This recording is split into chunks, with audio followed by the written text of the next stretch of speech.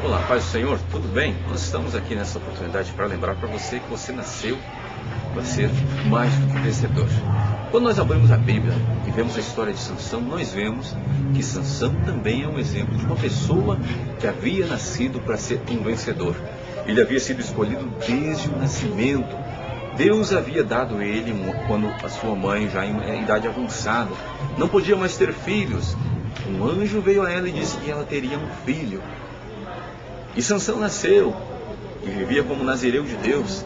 E ele era vencedor, porque uma vez um leão aproximou-se dele, ele simplesmente despedaçou o leão.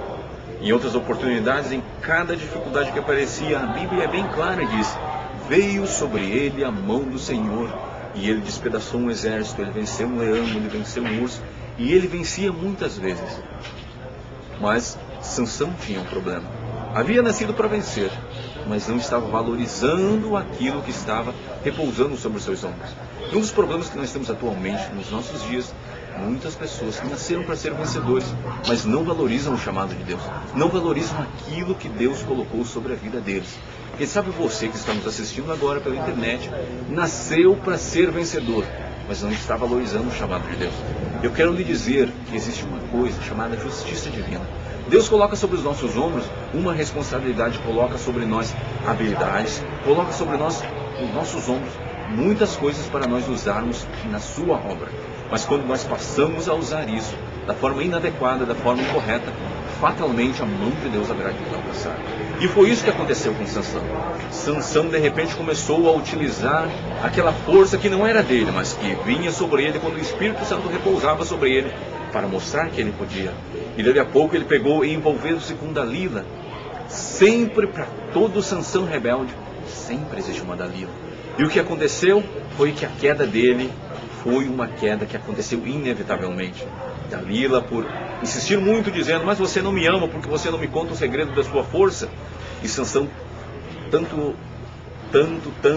ela insistiu, e Sansão acabou cedendo aos desejos dela e contou: olha, a minha força está exatamente no meu cabelo, porque eu nunca cortei o meu cabelo.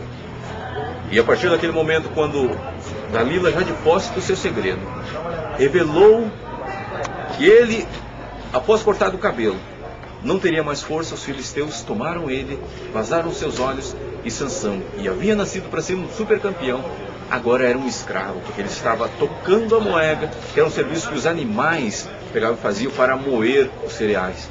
E Sansão agora estava servindo de escárnio para a multidão lá no templo de Dagom. Mas Deus deu a ele uma última oportunidade. Sansão fez uma oração desesperada: Senhor, permita que eu só mais uma vez vença. E o que aconteceu? Sansão matou na sua morte muito mais pessoas do que ele havia matado em toda a sua vida. Mas o fim, o propósito para o qual Deus havia planejado para Sansão não era bem aquele. Sansão deveria ser uma bênção a sua vida inteira. Mas Sansão esqueceu-se da bênção, esqueceu-se do chamado. Quem sabe você está nos assistindo agora, neste momento, e não está entendendo. Se você está se esquecendo do chamado de Deus para a sua vida, prepare-se, porque a mão de Deus poderá alcançá-lo.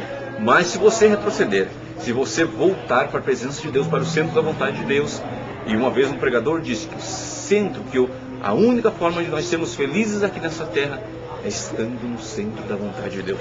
Coloque-se no centro da vontade de Deus, que você vai ver as coisas sendo mudadas em favor da sua vida. E eu me despeço na paz do Senhor.